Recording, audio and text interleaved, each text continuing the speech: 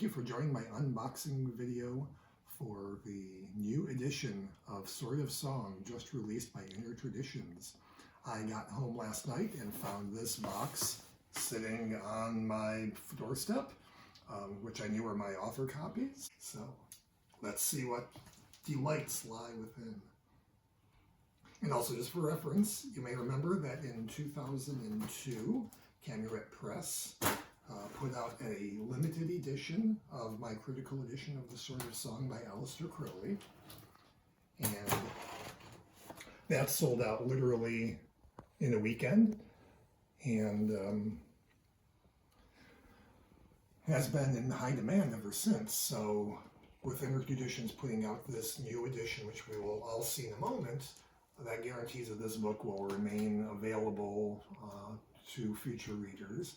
And the nice thing about this is that the Sword of Song is Aleister Crowley's first talismanic magical book, predating his reception of the Book of the Law. So it really represents his first step into kind of publicly being a magician.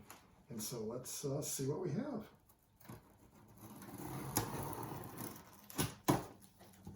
Oh, I like it already.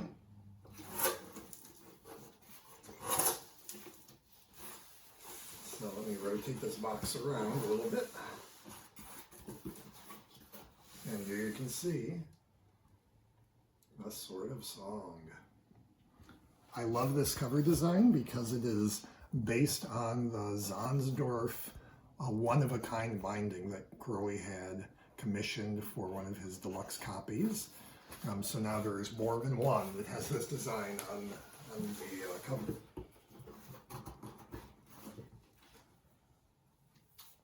Sealed in plastic in a nice, really beautiful, sturdy slipcase. All right. Another thing I'm noticing is this is a slightly larger format book. This is similar in format to the 3 books of occult philosophy that Inner Traditions also released. So it's a slightly larger version for format, page size. Here we go.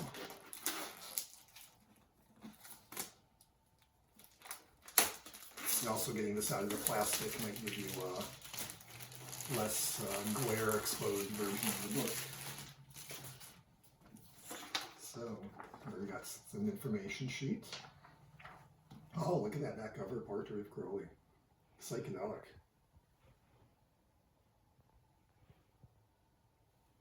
And then here we get the front, as you've seen before, the edge of the slipcase as the title, and the 666 prominently featured there. And that's another interesting thing about this book, is this is where Crowley kind of publicly outs himself as identifying with that notorious number, but which he associated with the sun. But that's a whole other story, which is explained in the rather extensive editor's introduction to this volume. So let's see what we have here. Oh, very nice. We start with a page of blurbs from various readers. Thank you, all of you, for your thoughts. And again, you'll see that the title page and throughout the book is printed in this rubricated text, or a combination of red and black text, matching the first edition. We've got a nice long introduction here from the editor, lots of images and stuff. And then we get to the Sword of Song itself, which begins with this preliminary invocation and 2 long poems, Ascension Day and Pentecost, but followed by various essays.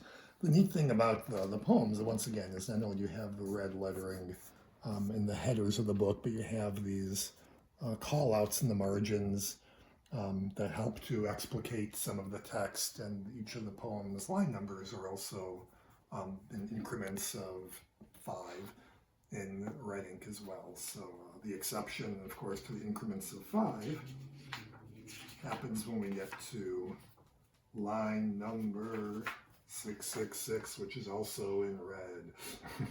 So again, Crowley's really kind of driving home that whole identification with this solar number in ceremonial magic. But following the poems, there's various other essays, Ambrosiae Magnae Hortus Rosarum, a Rosicrucian type vision quest. We've got the Free Characteristics, which is a sort of a Buddhist meditation on reincarnation, kind of a ironic short story. Bereshith, an essay in ontology, which is some really heavy philosophical stuff by Crowley.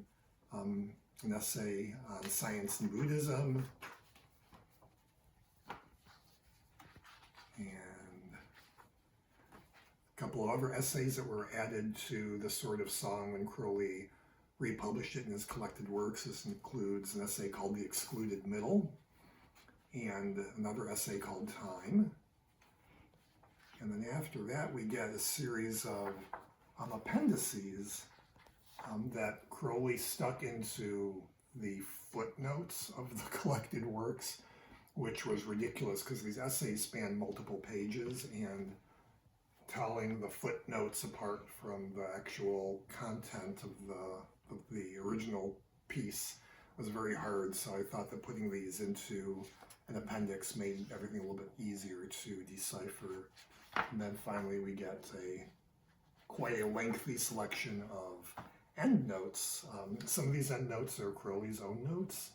The majority of these, I believe, are things that I've added, either to explain references that Crowley makes to things that were current events, inside jokes, Kabbalistic puzzles, and things like that.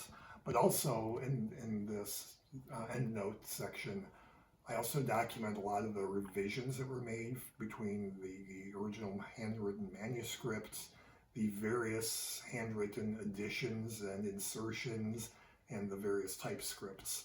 And so that gives the reader a chance to follow the changes that were made in the book's evolution.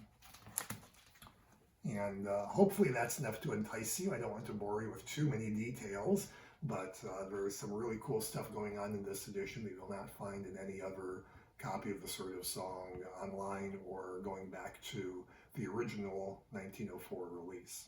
So I hope you check it out, and I hope you enjoy it. Thank you.